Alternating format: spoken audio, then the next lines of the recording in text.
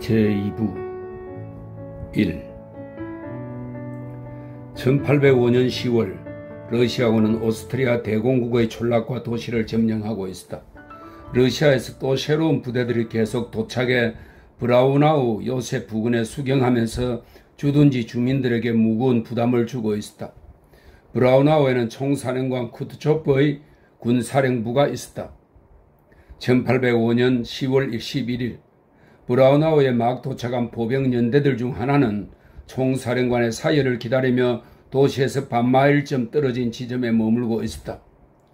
과수원, 돌담, 기와지붕, 멀리 보이는 산, 그리고 호기심 어린 눈길로 병사를 쳐다보는 러시아인이 아닌 사람 등 러시아적이지 않은 그곳의 모습과 상황에도 불구하고 연대는 러시아 한복판 어딘가에서 사열식을 준비하는 여느 러시아 연대와 조금도 다름없는 모습이었다.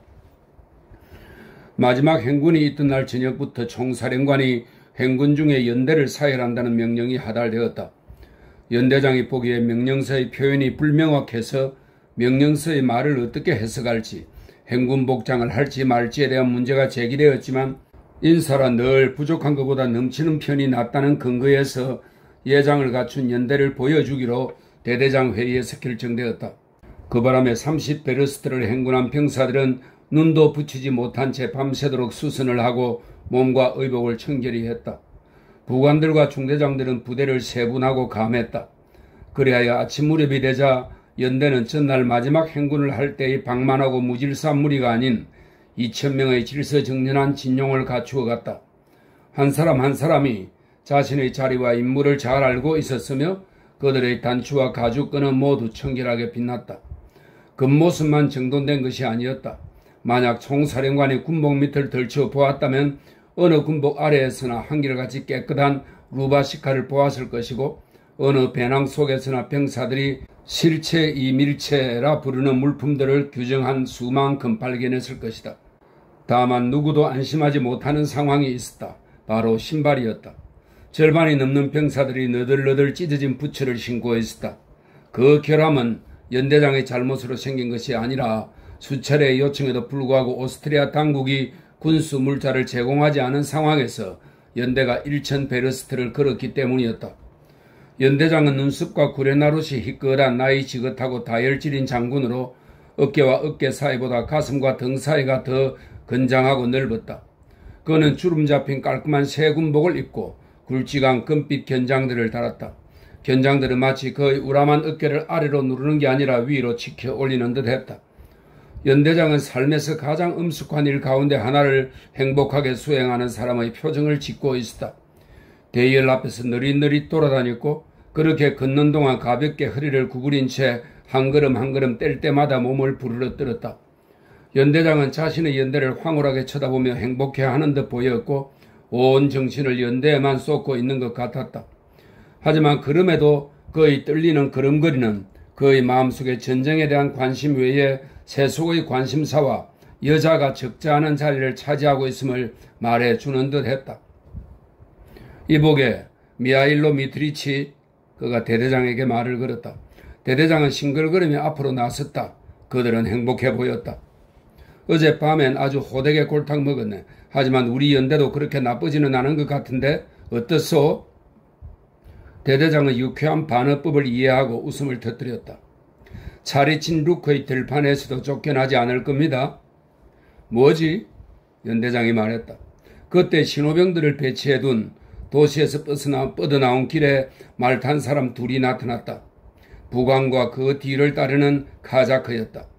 부관은 군사령부가 전날의 명령서에서 불분명하게 언급한 사항을 확실히 말해두고자 파견됐는데 바로 총사령관이 연대를 행군 중인 상태 그대로 군인 외투와 먼지막이를 차용한 채 아무 준비도 하지 않은 모습 그대로 보고자 한다는 것이었다. 전날 비인에서 궁정전쟁위원회의 위원 하나가 쿠트조프를 찾아와 베르디난트 대공과 마크 장군의 군대에 합류할 수 있도록 최대한 빨리 와달라는 제안과 요구를 해왔다. 그러한 합류가 유리하지 않다고 생각한 쿠트조프는 자신의 견해를 뒷받침할 여러 증거들 중 하나로 러시아에서 오고 있던 병사들의 비참한 상태를 오스트리아 장군에게 보여주기로 작정했다. 바로 이런 목적으로 연대를 방문하고자 한 것이었으므로 연대의 상태가 열악할수록 총사령관은 더욱 흡족해 할 것이었다. 비록 부관은 그런 자세한 상황을 몰랐지만 병사들에게 외투와 먼지막이를 입히라는 총사령관의 절대적인 요구와 아울러 그렇게 하지 않을 경우 총사령관의 불만스러워하리라는 점을 전했다. 이 말을 듣자 연대장은 고개를 떨어뜨리고 말없이 어깨를 어썩하면서 신경질적인 몸짓으로 두 팔을 벌렸다. 괜한 짓을 벌였군. 그가 말했다. 그러게 내가 말하지 않았어. 미하일 미트리치. 행군 중이니 외투를 입고 있어야 한다고 말이요? 그는 대대장을 향해 책망하는 말을 했다. 아이고 하나님. 그는 이렇게 덧붙이고 결연하게 앞으로 나섰다. 중대장들. 그는 호령에 익숙한 목소리로 외쳤다. 상사들을 집합시켜 곧 오십니까?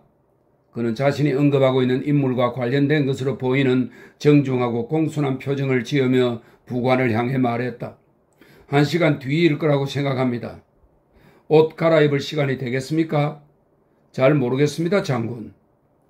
연대장은 직접 대열에 다가가 다시 외투로 갈아입게 하라고 명령했다. 중대장들이 각자 흩어져 중대로 달려갔고 상사들은 부산을 떨었다. 외투가 제대로 손질되어 있지 않았던 것이다. 그와 동시에 이제까지 질서 정연하고 조용하던 사각형 대열들이 동요하고 흐트러지면서 웅성거리기 시작했다. 사방에서 병사들이 뛰어갔다 뛰어오고 배낭을 어깨에서 끌어올려 머리 너머로 옮기고 외투를 끄집어내고 두 팔을 높이 들어올려 소매에 팔을 쑤셔 넣었다. 30분 후 모든 게 이전의 질서로 되돌아갔다. 사각형 대열들이 검은색에서 회색으로 변했을 뿐이었다. 연대장은 다시 떨리는 걸음으로 연대 앞에 나와 멀리서 그 모습을 둘러보았다. 저건 또 뭐지? 저게 뭐야?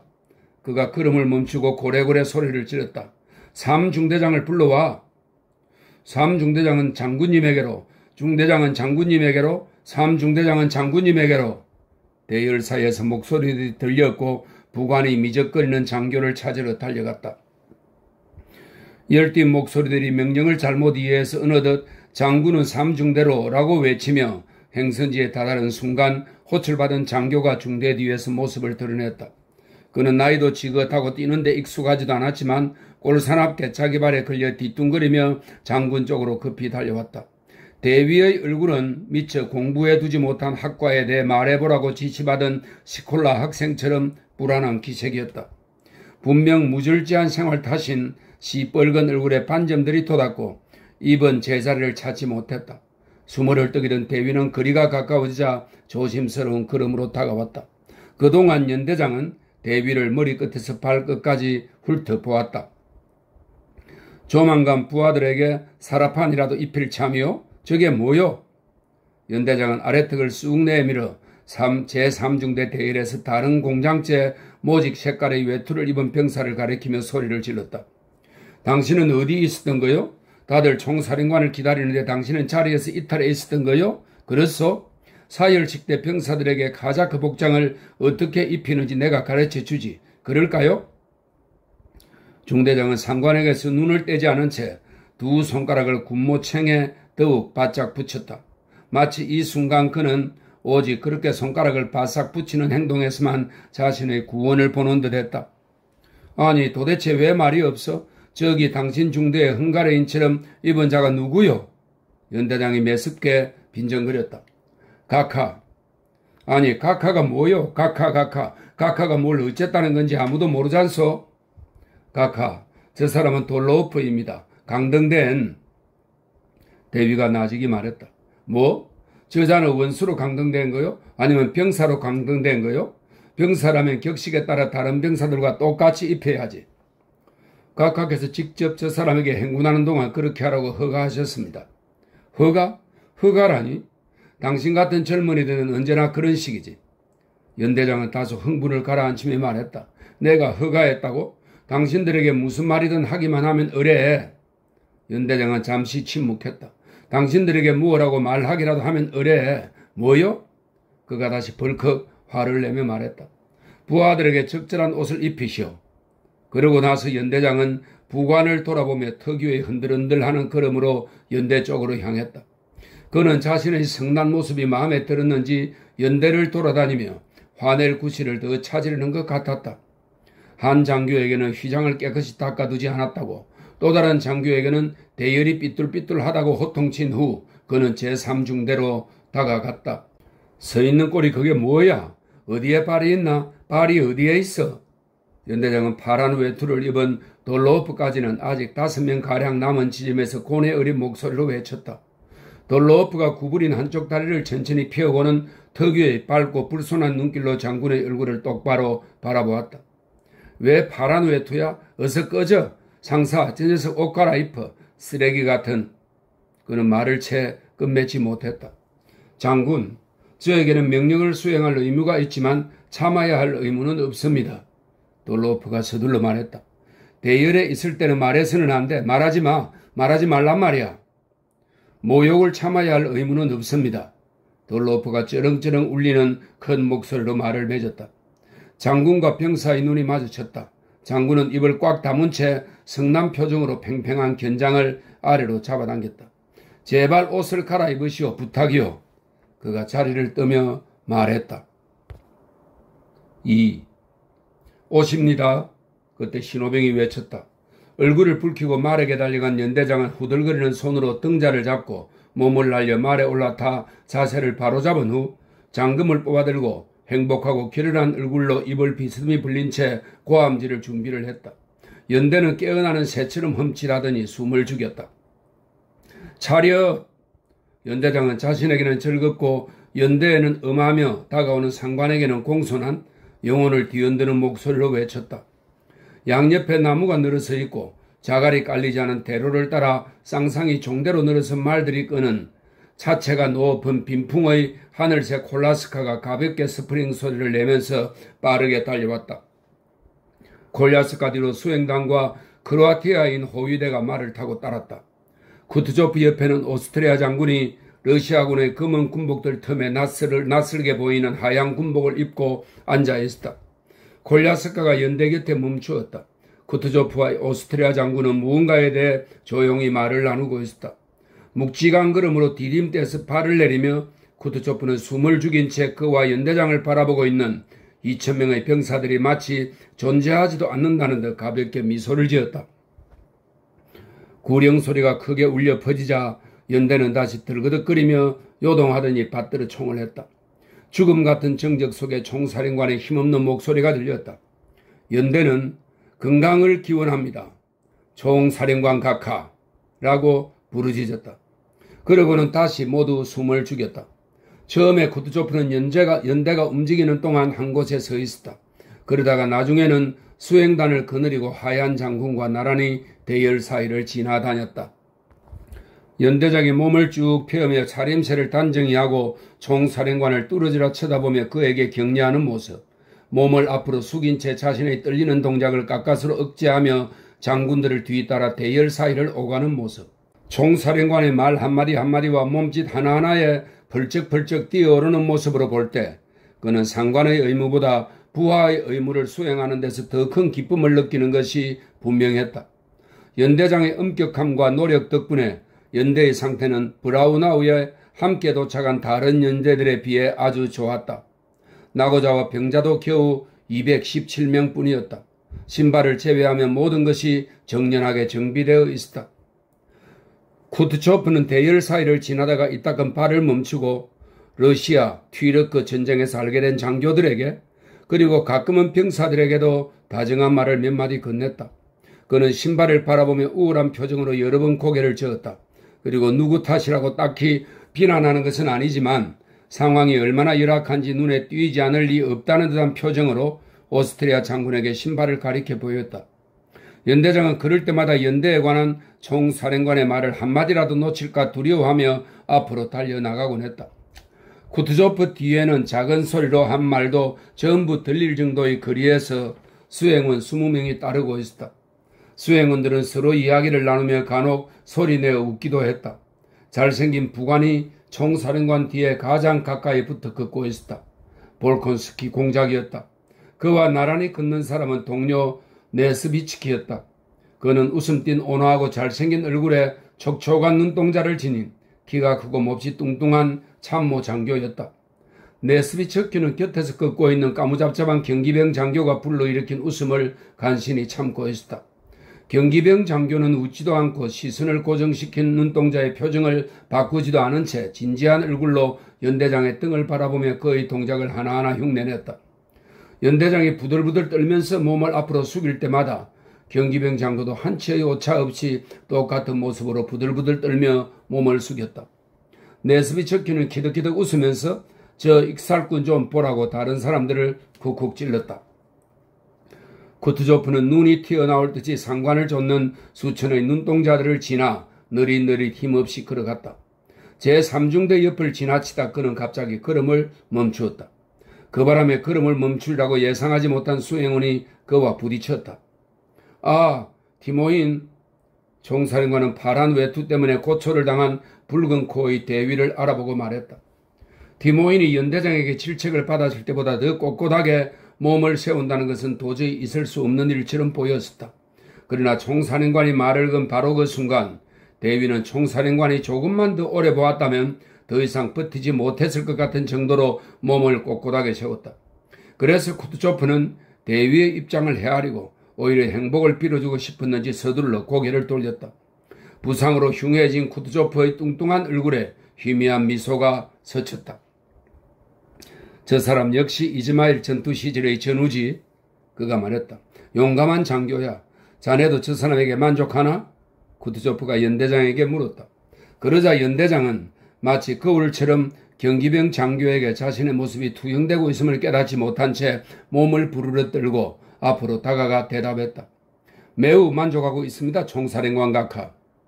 우리 모두 약점 없는 사람은 없어? 쿠트조프가 미소 띤 얼굴로 대위 옆을 떠나며 말했다. 저 사람의 약점은 바쿠스를 숭배한다는 거지? 연대장은 그게 자기 책임은 아닐까 두려워 아무 대답도 하지 않았다. 그때 경기병 장교가 빨간 코와 탄탄한 복부를 지닌 대위의 얼굴을 보고 그 표정과 자세를 너무도 흡사하게 흉내내서 네스비 척기는 웃음을 참을 수가 없었다. 쿠트조프가 고개를 돌렸다. 장교는 자기 얼굴을 마음대로 다룰 수 있는 듯 했다. 쿠트조프가 고개를 돌린 순간 장교는 어느 틈에 얼굴을 찌푸리며 곧바로 가장 진지하고 정중하고 순진한 표정을 지었던 것이다. 제3중대가 마지막이었다. 쿠트조프는 무언가를 기억해 내리는 듯 생각에 잠겼다. 안드레이 공작이 수행원들 틈에서 나와 프랑스어로 조용히 말했다. 이 연대로 강등되어 온 돌로프에 대해 상기시켜달라고 지시하셨습니다. 돌로프는 어디 있나? 쿠트조프가 물었다. 이미 회색 사병 외투로 갈아입은 돌로프는 호출을 받을 때까지 기다리지 않았다. 밝은 하늘색 눈동자를 지닌 옅은 금발 병사의 균형 잡힌 형체가 대열 앞으로 나왔다. 그는 총사령관에게 다가가 받들어 총을 냈다. 청원인가? 쿠트조프가 얼굴을 살짝 찌푸리고 물었다. 이 사람이 돌로프입니다. 아, 쿠트조프가 말했다. 이번 교훈이 자네를 바로잡아 줄 거라 기대하네. 성실히 복무하게 폐하는 인자하시네. 자네가 공을 세우면 나도 자네를 잊지 않겠네. 밝은 하늘색 눈동자는 연대장을 볼 때와 똑같이 대담하게 총사령관을 바라보았다. 마치 총사령관과 병사의 차이를 그처럼 멀리 불려놓은 관습의 장막을 자신의 표정으로 찢으려는 것 같았다. 한 가지 청이 있습니다, 총사령관 각하. 그가 특유의 낭낭하고 의연하고 침착한 목소리로 말했다. 저희 죄를 씻고 황제 폐하와 러시아에 대한 저희 충성을 증명할 기회를 주십시오. 쿠트조프는 고개를 돌렸다. 디모인 대회에게서 고개를 돌렸을 때와 똑같은 눈웃음이 그의 얼굴에 스쳤다.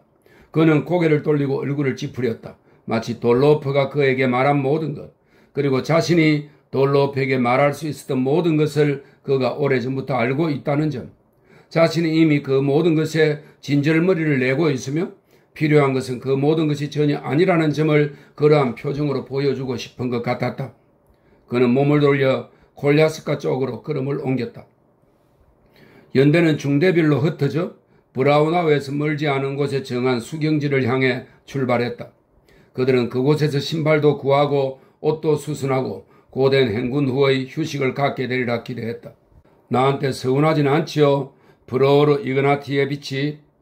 말에 올라탄 연대장이 목적지로 움직이는 제3중대 주위를 빙 돌다가 선두에서 걷고 있는 티모인 대위에게 다가가 말했다. 무사히 사열을 마친 연대장의 얼굴은 억누를 수 없는 기쁨의 빛을 띠고 있었다. 군복무는 차르를 위한 것이라 그래서는 안 되지만 전선에서는 이따금 말이 거칠어지기도 하지 않소. 내가 먼저 사과하겠소. 당신이 나를 알지 않소. 그분이 매우 고마워하셨어요. 그는 중대장에게 손을 내밀었다. 당치도 않습니다, 장군. 감히 그럴 수는 없지요. 대위는 코를 빨갛게 붉힌 채 씩 웃으며 대답했다. 그러자 이즈마일 전투에서 개무리판에 맞아 빠진 앞니 2개의 빈자리가 드러났다. 돌로프 씨에게도 전해주시오. 그 사람이 편안히 지낼 수 있도록 내가 그를 잊지 않을 거라고 말이요. 그런데 말 좀 해보시오. 계속 묻고 싶었어. 그 사람 어때요? 어떻게 처신하고 있어? 다 복무 태도는 대단히 성실합니다, 카카. 다만 성질이... 티모인이 말했다. 뭐 성질이 어떻다는 거요? 연대장이 물었다. 그날 다릅니다, 카카. 대비가 말했다. 어떤 때는 똑똑하고 박식하고 선량합니다. 그러다가 어떤 때는 짐승이 됩니다. 폴란드에서는 유대인 한 사람을 죽일 뻔했습니다. 이미 아시겠지만. 아, 그래, 그렇지. 연대장이 말했다. 그래도 불행에 처한 젊은이를 가엾게 여겨야 하오. 정말이지 대단한 인맥이라. 그러니 당신은 그저... 알겠습니다, 카카. 티모이는 자신이 상관의 바람을 잘 이해하고 있음을 미소를 통해 전달하며 말했다. 그래요, 그래. 연대장은 대열 속에서 돌로프를 찾아내고 고삐를 당겨 말을 세웠다. 첫 전투 때까지 그럼 견장을... 연대장이 돌로프에게 말했다. 돌로프는 그를 돌아보고 아무 말도 하지 않았고 조소에 찬 미소를 머금은 입모양도 바꾸지 않았다. 자, 이걸로 됐어. 연대장이 말을 이었다. 병사들에게 보드 한 잔씩 돌리시오. 내가 내겠소. 그는 병사들에게 들리도록 큰 소리로 덧붙였다. 모두들 고맙네. 하나님 감사합니다. 그러고 나서 중대를 앞질러 다른 중대로 갔다. 아니 정말 좋은 사람이야. 저런 분과는 함께 복무할 수 있지. 티모인이 곁에서 걷고 있던 위관 장교에게 말했다. 한마디로 하트카드입니다. 연대장 하트킹이라는 별명을 갖고 있었다. 위관이 웃으며 말했다. 사열 후 상관들의 행복한 기분이 병사들에게도 전해졌다. 중대는 유쾌하게 행군했다. 사방에서 이야기를 나누는 병사들의 목소리가 들렸다. 왜 쿠트조프가 애꾸눈이라고 말해야 되는 걸까? 그렇다니까 완전히 애꾸눈이야. 아니 이봐. 자네보다 눈이 더 좋던데? 부처며 각반이며 전부 훑어보던걸. 이봐. 내 다리를 쳐다보던 눈초리가 말이야. 내 생각에는 또 한 명 있었잖아. 쿠트조프와 함께 왔던 오스트리아인 말이야. 꼭 백묵을 칠해놓은 것 같아서 밀가루처럼 하얘. 보아하니 장비를 닦듯 닦아주나 봐. 뭐래 페레쇼? 그 사람이 전투가 언제 시작될 거라고 말하지 않았어? 넌 더 가까이 서 있었잖아. 브르노브에 보나파르트가 주둔해 있다는 말이 계속 돌던데. 보나파르트가 주둔하다니 에이 헛소리 하지마. 이 멍청한 놈아. 아무것도 모르는 주제에 요즘 프로이시안인들이 반란을 일으켰다니까. 그래서 오스트리아인들이 그들을 진압하고 있단 말이야. 진압이 끝나면 그때는 보나파르트와의 전쟁이 시작되겠지. 그런데도 보나파르트가 브르노브에 있다고 하다니. 그러니까 바보라고 하지. 이야기를 더 들어보라고. 이럴 수가. 빌어먹을 수경계 녀석들 저거 봐. 오중대는 벌써 마을 쪽으로 꺾고 있잖아. 그쪽에 카샤를 끓일 때 우리는 수경지에 도착도 못하겠어. 제기랄 금방 같은 거 좀 줘봐. 어제 담배 주었던가? 좋았어 친구. 자 여기 있어. 하나님께서 자네와 함께 하시기를. 하다못해 쉬게라도 해주면 좋을 텐데 그러지 않으면 먹지도 못하고 오베르스트는 더 행군해야 하잖아. 독일인들이 콜야스카를 보내주었을 때가 참 좋았지. 그런 걸 타면 알지. 위풍당당해 보이잖아. 이봐 여기는 사람들이 아주 야만스러워졌어. 저기는 다들 폴란드인 같았는데 다들 러시아 왕국의 백성이었단 말이야. 그런데 지금은 순전히 독일인 뿐이야. 합창대 앞으로. 대위의 고함 소리가 들렸다. 그러자 여러 대열에서 20명 정도가 중대 앞으로 달려나왔다. 선창을 맡은 고수가 합창 대원들 쪽으로 얼굴을 돌리고 한 손을 휘두르더니 동이 트지 않았는가? 아침해가 떠오른다로 시작해. 그러니 형제들아 우리의 아버지 되시는 카멘스키와 우리에게 영광이 있으리라로 끝나는 템포가 느린 군가를 부르기 시작했다. 이 노래는 투르크에서 만들어졌는데 이제 오스트리아에서는 우리의 아버지 되시는 카멘스키 대신 우리의 아버지 되시는 쿠트조프라는 말을 집어넣는 정도로만 가사를 바꾸어 부르고 있었다. 40살가량의 마르고 잘생긴 고수는 이 마지막 구절을 군인풍으로 잡아채듯 부르고 나서 무언가를 땅바닥에 집어던지듯이 두 손을 휘두르더니 합창대 병사들을 근엄한 눈길로 둘러보고 눈을 가늘게 떴다.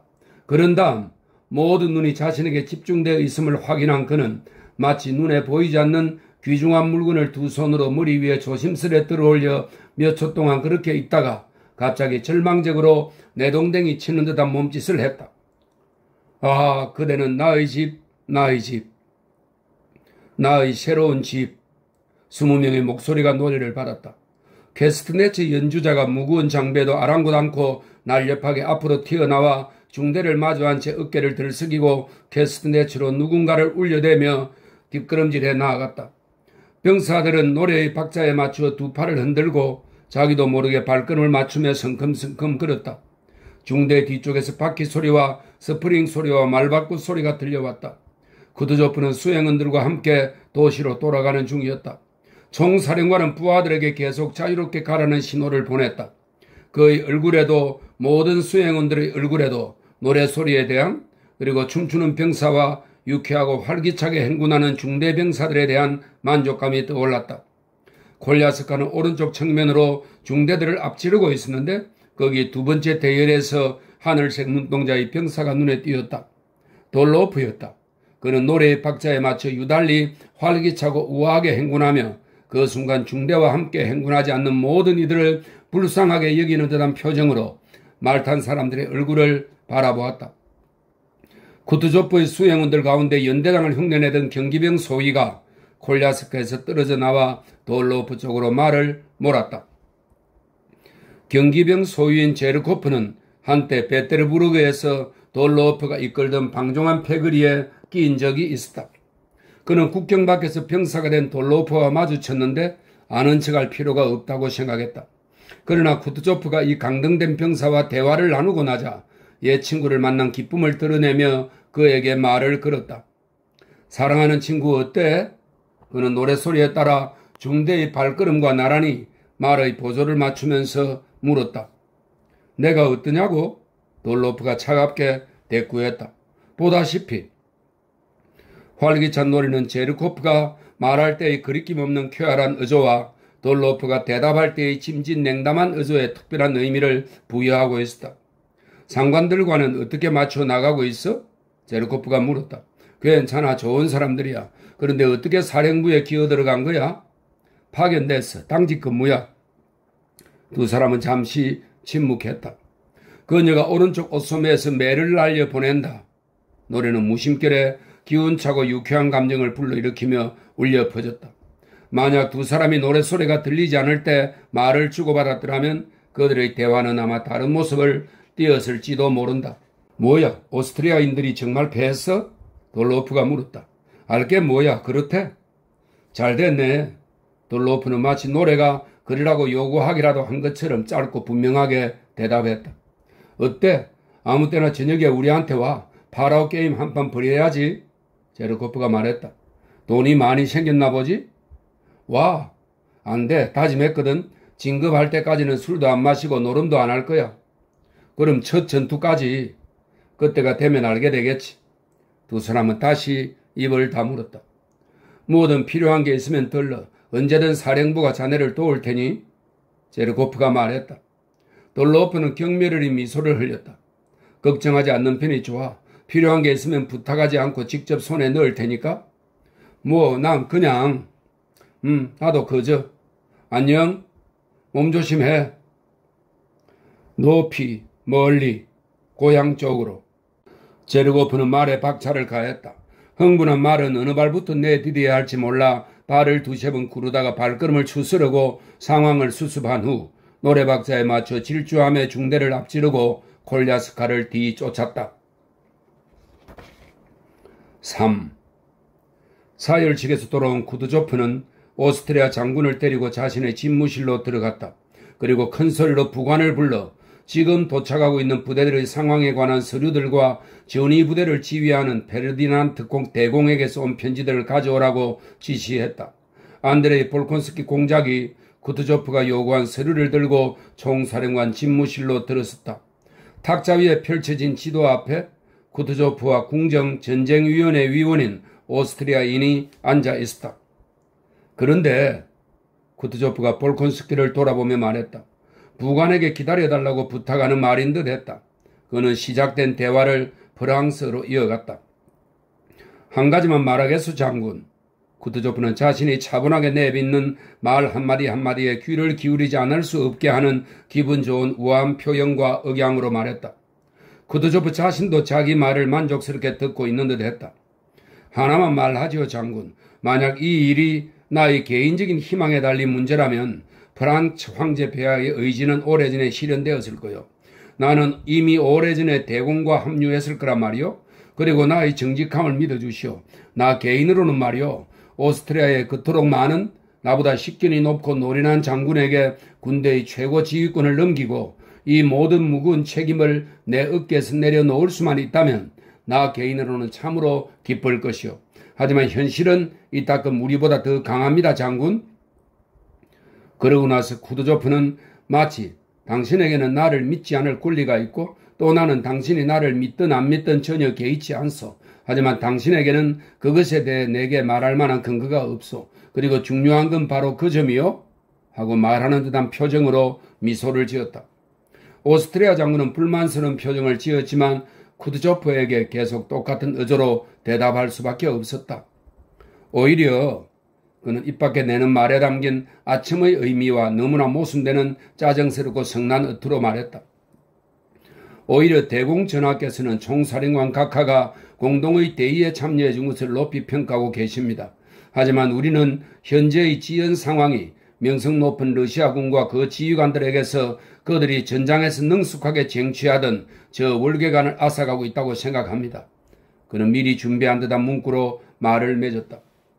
쿠투조프는 변함없이 미소를 지으며 고개 숙여 인사했다. 나의 확고한 믿음이기도 하고 페르디난트 대공 전하가 내게 하사하신 최근 편지의 근거에 예측해 보아도 오스트리아 군대는 마크 장군 같은 노련한 조력자의 지휘 아래 지금은 이미 결정적인 승리를 거두었을 것이며 더 이상 우리의 도움을 필요로 하지 않을 것이요. 쿠투조프가 말했다.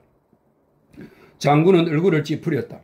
오스트리아 군의 패배를 확인해주는 소식은 없었지만 전반적으로 안 좋은 소문을 뒷받침하는 정황은 지나칠 정도로 많았다. 그래서 오스트리아 군의 승리에 관한 쿠투조프의 추측은 마치 조롱처럼 들렸다.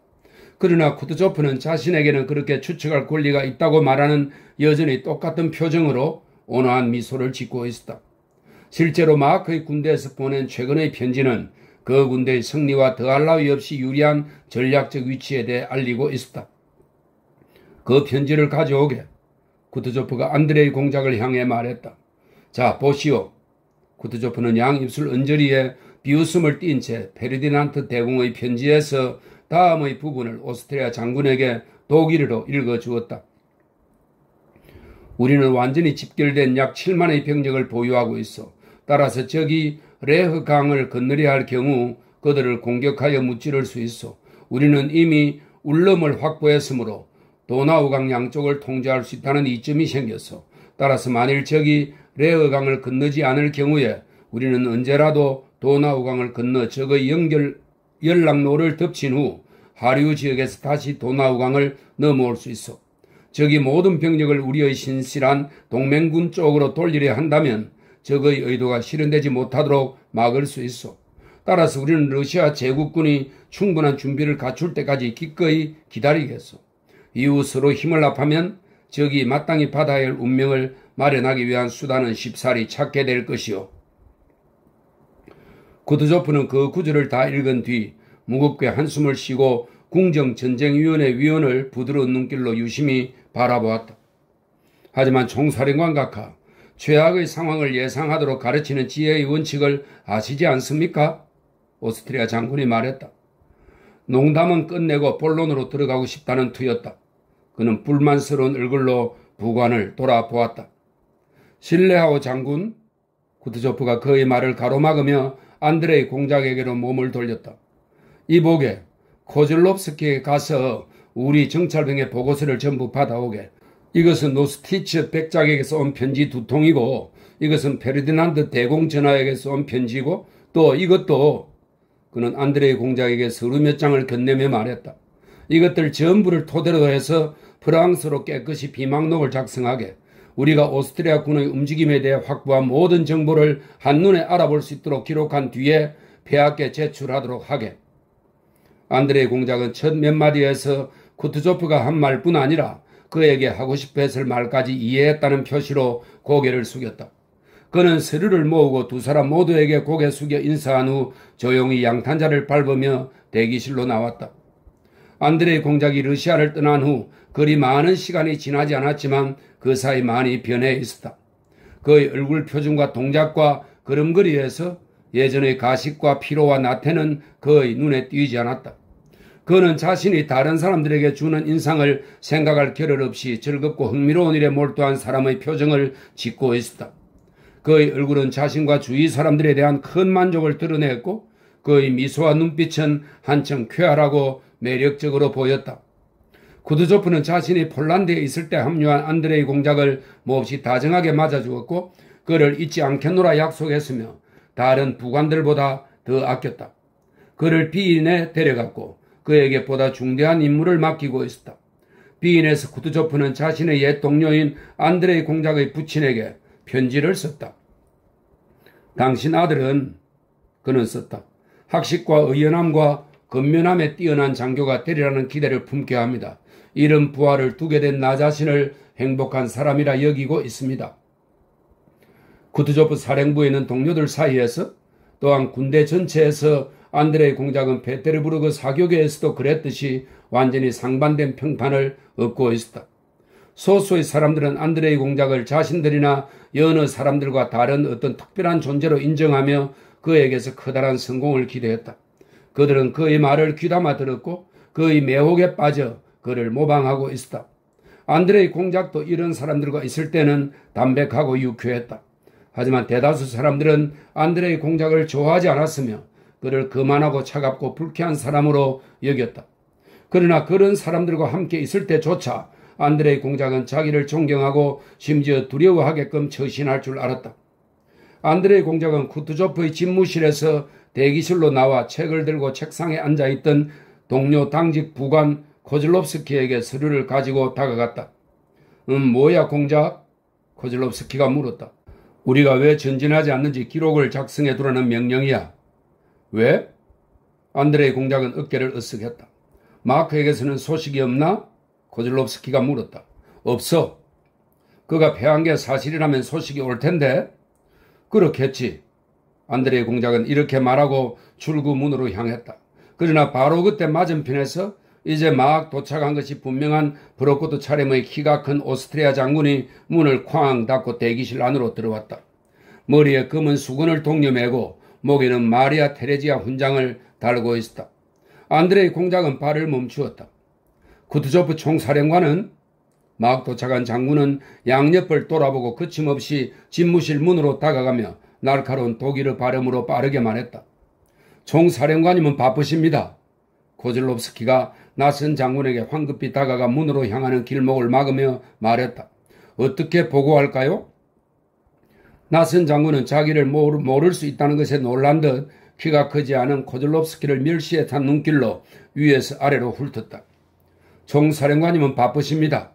코즐롭스키가 침착하게 되풀이 말했다. 장군의 얼굴이 찌푸려졌다. 입술이 실룩거리고 바르르 떨렸다. 그는 수첩을 꺼내 연필로 빠르게 무언가를 적더니 종이를 쭉 찢어 건네고는 성큼성큼 창가로 다가가 의자에 몸을 던지고 무엇 때문에 쳐다보는 거냐고 묻기라도 하듯 방 안에 있던 사람들을 둘러보았다. 그런 다음 장군은 고개를 들고 무슨 말을 하려는 듯 목을 쭉 뺐다. 그러나 곧 태평하게 조용히 노래라도 부르려는 듯 이상한 소리를 냈지만 그나마도 곧 그만두었다. 집무실 문이 열리고 쿠투조프가 나타났다. 머리에 천을 동이맨 장군은 위험에서 벗어나려는 것처럼 몸을 숙인 채 야윈 다리로 빠르게 쿠투조프에게 다가갔다. 각하는 지금 불행한 마크를 보고 계십니다. 그가 갈라지는 목소리로 말했다. 집무실 문 앞에 선 쿠드조프의 얼굴이 잠시 동안 그대로 굳어버렸다. 뒤이어 한 줄기 주름이 파도처럼 얼굴 위로 빠르게 스치더니 이마가 다시 매끈해졌다. 그는 정중히 고개를 숙이고는 눈을 감고 말없이 마크를 안으로 들이고 손수 등 뒤의 문을 닫았다. 이미 예전부터 퍼져있던 오스트리아군이 패했고 울름 부근의 군대 전체가 항복했다는 소문이 사실로 밝혀졌다. 30분 후에는 이미 부관들이 지금까지 아무 활동도 하지 않고 있던 러시아 군도 곧 적과 맞닥뜨릴 것이라는 점을 증명하는 명령서들을 지니고 여러 곳으로 파견되었다. 안드레이 공작은 전쟁의 전반적인 추이에 자신의 주된 관심을 두는 사령부의 몇 안 되는 장교들 가운데 한 사람이었다. 마크를 보고 그의 파밀에 대해 상세히 들은 그는 전쟁이 이미 절반은 패했다는 것을 깨달았고 러시아군이 난관에 처한 상황을 파악했으며 군대를 기다리고 있는 것과 자신이 군대 안에서 해야 할 역할을 마음속에 생생하게 그렸다. 그는 자만하던 오스트리아가 치욕을 당한 것과 일주일 후에는 자신이 수보로프 이후 처음인 러시아군과 프랑스군의 충돌을 목격하고 그 속에 참여하게 될 것을 생각하면서 무심결에 가슴이 두근거리는 기쁨을 맛보았다. 그러나 그는 러시아군의 모든 용기보다 더 강한 것으로 드러날 수 있었던 보나파르트의 천재성을 두려워했고 그와 더불어 자신의 영웅이 수치를 당하는 것도 용납할 수 없었다. 이런 생각에 흥분되고 초조해진 안드레이 공작은 아버지에게 편지를 쓰기 위해 자신의 방으로 향했다. 그는 날마다 아버지에게 편지를 썼다. 복도에서 그는 같은 방을 쓰는 네스비츠키와 익살꾼 체르코프를 만났다. 그들은 언제나처럼 무언가에 대해 낄낄거리며 웃고 있었다. 왜 그렇게 침울해? 빛나는 눈동자를 가진 안드레이 공작의 창백한 얼굴을 보고 네스비츠키가 물었다. 즐거울 게 없지. 볼콘스키가 대답했다. 안드레이 공작이 네스비츠키와 체르코프를 맞닥뜨린 바로 그때 러시아군의 식량을 감찰하기 위해 쿠드조프 사령부에 와 있던 오스트리아 장군 슈트라우어와 전날 도착한 궁정전쟁위원회 위원이 복도 맞은편에서 그들을 향해 걸어왔다. 복도는 두 장군이 방해받지 않고 세 장교를 지나칠 만큼 충분히 넓었다. 그러나 제르고프가 한 팔로 네스비츠키를 쿡쿡 찌르며 숨이 넘어갈 듯 헐떡이는 목소리로 말했다. 온다, 온다. 길에서 비키시오. 자, 비켜주시오. 장군들은 위시를 떨어뜨리는 사람들을 피하고 싶어하는 표정으로 지나갔다. 익살꾼 제르코프의 얼굴을 참을 수 없는 듯한 아둔한 기쁨의 미소가 갑자기 떠올랐다. 가카, 그가 앞으로 불쑥 나오며 오스트리아 장군을 향해 독일어로 말했다. 축하드릴 수 있어 영광입니다. 그러고는 고개를 숙이더니 춤을 배우는 어린아이처럼 이쪽 발을 뒤로 뺐다 저쪽 발을 뒤로 뺐다 하며 절을 했다. 궁정전쟁위원회 위원인 장군이 준엄한 눈길로 그를 돌아보았다. 그러나 아둔한 미소에 어린 진지함을 본 장군은 잠시나마 관심을 기울이지 않을 수 없었다. 그는 자신이 듣고 있음을 보여주며 눈을 가늘게 떴다. 축하드리게 되어 영광입니다. 마크 장군이 아주 건강하게 돌아오셨습니다. 다만 여기에 약간 타박상을 입으셨습니다. 그는 환한 미소와 함께 자신의 머리를 가리켰다. 장군은 인상을 쓰며 얼굴을 돌리고 계속 걸어갔다. 오 하나님, 저렇게 유치할 수가. 그는 몇 발짝 걷다가 성난 목소리로 말했다. 네스비츠키가 큰 소리로 웃어대며 안드레의 공작을 얼싸안았다. 그러나 볼콘스키는 한층 창백해진 얼굴에 정오로 가득 찬 표정을 지으며 그를 밀치고 제르코프에게 얼굴을 돌렸다. 마크의 모습, 그의 패배에 대한 소식, 그리고 러시아군을 기다리고 있는 것에 대한 상념이 몰아넣은 신경질적인 흥분이 제르코프의 부적절한 장난에 대한 분노에서 출구를 찾았다. 이 봐요. 만약 당신이 그는 아래턱을 희미하게 떨며 경멸이린 말투로 입을 열었다. 당신이 어릿광대가 되고 싶다면 나로서는 막을 수 없습니다. 하지만 분명히 말해두는데 다음번에도 내가 있는 데서 감히 어릿광대 짓을 하면 당신에게 어떻게 처신해야 하는지 가르쳐 주겠소. 네스비츠키와 제르코프는 이 돌발적인 행동에 너무 놀라 눈을 동그랗게 뜬 채 말없이 볼콘스키를 바라보았다. 아니, 난 그저 축하한 것뿐인데. 제르코프가 말했다. 당신과 농담하자는 게 아니에요. 입 다물어요. 볼콘스키가 소리치며 네스비츠키의 팔을 잡아 끌고 대꾸할 말을 찾지 못하는 제르코프에게서 떨어졌다. 아니, 자네 왜 그래? 네스비츠키가 그를 진정시키며 물었다. 왜라니? 안드레이 공작은 흥분하여 걸음을 멈추고 말했다. 잘 생각해 봐.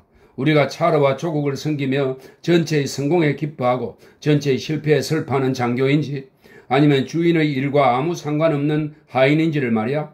4만 명이 죽고 우리의 동맹군이 섬멸됐는데 자네는 그것을 가지고도 농담을 할 수 있군.